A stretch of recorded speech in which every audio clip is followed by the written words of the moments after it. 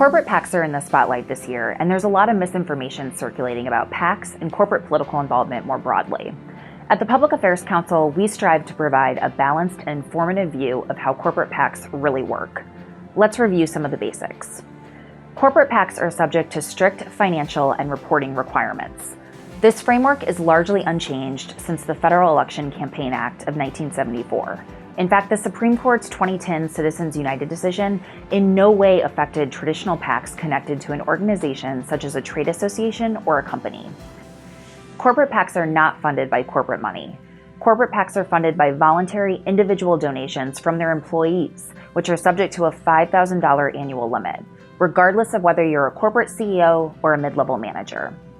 In fact, the average contribution to a PAC is just $316, demonstrating that PACs are largely funded by small donors themselves.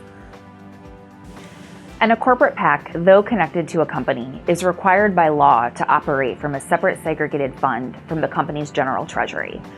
This means it's illegal for companies to use corporate funds to contribute directly to federal candidates, hence the need for corporate PACs for a company to participate in the political process.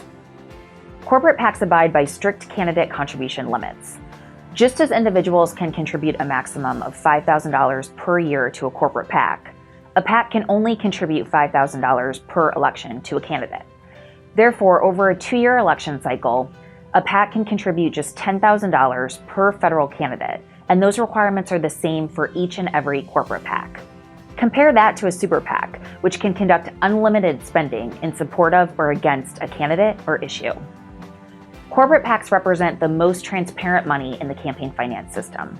Every receipt a corporate PAC collects from an individual employee over $200 is disclosed to the Federal Election Commission, or the FEC. Similarly, every expenditure a PAC makes to a candidate or political committee is also disclosed to the FEC. Anyone with access to the internet can view these reports that are filed regularly.